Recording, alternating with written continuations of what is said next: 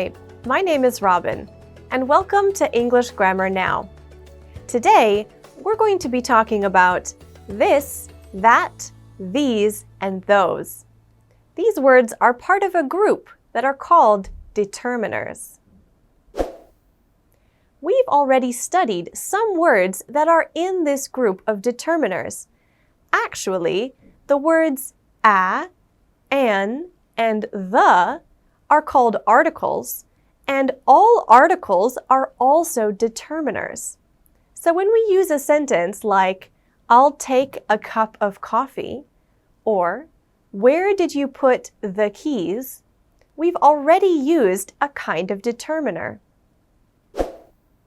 The words we're talking about today come in a couple of different categories. We have this and that, which are used for singular things. If we're talking about one noun, we will use this or that. The difference between those is where the noun is. If it is near to the speaker or here, we'll use this. If it is far away from the speaker or there, we'll say that. So, if I'm holding a cookie, I could say, I'll take this cookie. If I'm looking at one that is far away, I would say, I'll take that cookie. We also have plural determiners, these and those. In the same way, if it's close to me, the speaker, I'll use these. But if it's far away, those. So if I have more than one cookie in my hands, I'll say, I'll take these cookies. But if they're far away, I'll say, I'll take those cookies. When we use determiners, we have a choice. We can use a noun after them. In our previous example, we used the noun cookie or cookies. However, if the person who is listening understands what we are talking about, we can just use the determiner alone, without a noun added. Here's some examples of that. We could say, this sink has some serious problems. Or we could say, this has some serious problems. In this case, probably the person who is listening understands what I'm talking about. Maybe I'm pointing at it, so it's clear. Here's another example. Can you hand me that screwdriver? Or, can you hand me that? Again, the listener understands, so we don't need to add the noun into this sentence. Here's some sentences for you to practice. In each of the blanks, you choose if it needs this, that, these, or those. Be sure to look carefully to see if the noun is singular or plural, and if it's near or far away from the speaker. Go ahead, give it a try.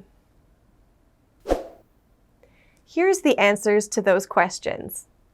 For number 1, can you see those birds up there in the tree? In this sentence, we've used there to show that it's far away from the speaker. And because birds is plural, we'll use those. Number 2, is that your bicycle over there? Again, in this sentence, we have there, and bicycle is singular. So that is the correct answer. Number 3, let's turn here. I'd like to try going home this way. In this sentence, we've used here to show that it is where we are, and way is singular. So this is the correct answer. Number 4, wait a minute, these aren't my gloves. They're too small. In this case, the speaker is probably holding the plural gloves. So these. Number 5, excuse me, is this seat free? This is a sentence we would often use if we are gesturing at a seat that is currently empty, so it's near to us. Number 6. Do you remember those houses that were on this street? In this case, the houses might be gone. In any case, they're not there now, so we'll use those to talk about them. There are a few other ways we can use that in a sentence. One way is to refer to something that has happened. An example might be, that was a nice meal. In this sentence, that is meaning the meal we just had. The person who is listening can understand what's happening. Here's another example.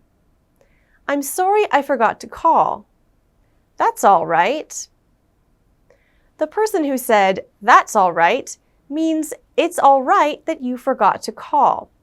So they're talking about something that just happened. Another way we can use that is to talk about something someone just said. For example, you're a teacher, aren't you? That's right, I am. When we say that's right, it means that the person who just spoke and said you're a teacher is correct. Another example. They got married last month. Oh, I didn't know that. What was just said, that they got married last month, is something we didn't know. And one more example. I'm going on holiday. That's nice.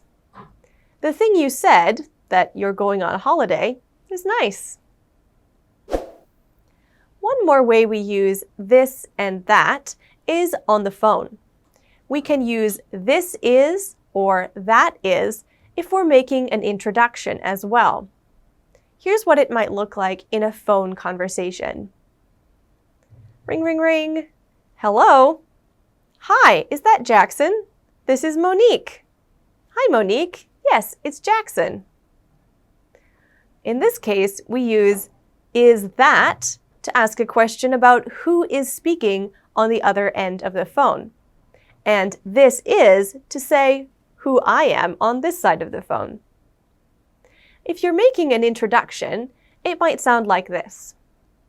Von Kim, these are my colleagues. This is Marta, and this is James. Then over by the door, that's Visal. We're all in the office on the 6th floor. So you can see how this, that can be used in an introduction as well.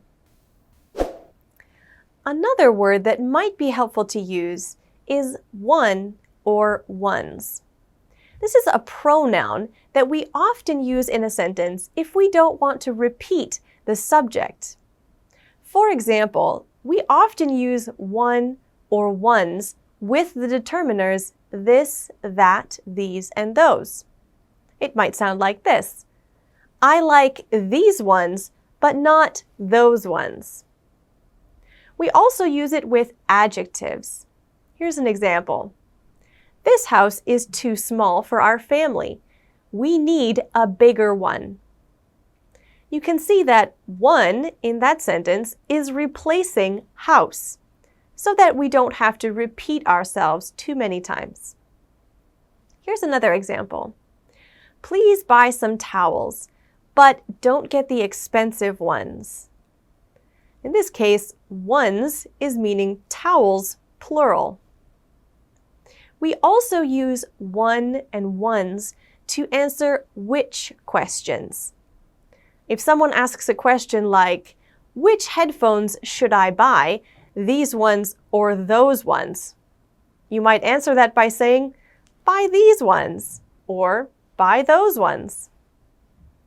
Another example question. Which cupcake do you want? This one or that one? Difficult choice. Here's another way for you to practice. Read the dialogue and fill it in using this, that, these, those, or one or ones. In this dialogue, Ben sees boots in the store window. he likes the blue boots. Go ahead, give it a try. Here's the answers to those questions. Our dialogue would look like this. Lauren says, "What are you looking at?" Ben says, "I'm looking at those boots." Lauren says, "Which ones do you like?" Ben says, "I like the blue ones best, but the yellow ones are on sale. Maybe I should buy those instead." Lauren says, "Maybe you should check out that shop on 5th Street. Maybe they have them."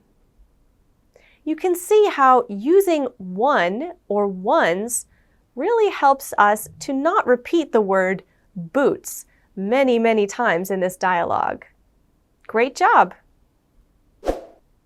Here's an example conversation to show us what determiners will look like in everyday speech.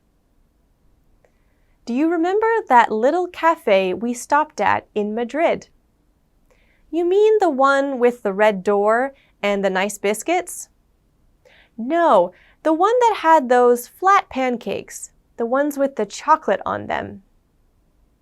I think that was the one next to the museum where we saw those monks. Yes, and that was the day we forgot to wear sunscreen and got those horrible sunburns. I remember that. Apart from that, it was such a nice vacation. You can see how common this, that, these, and those are in everyday conversations. They help us to talk about what we want to talk about and to make it clear if it's one or more than one, and if it's something near to us or far from us. We've also taken a look at how one and ones can help us to not repeat ourselves in our conversations. Thanks so much for practicing with me today. I hope you come back next time. Goodbye!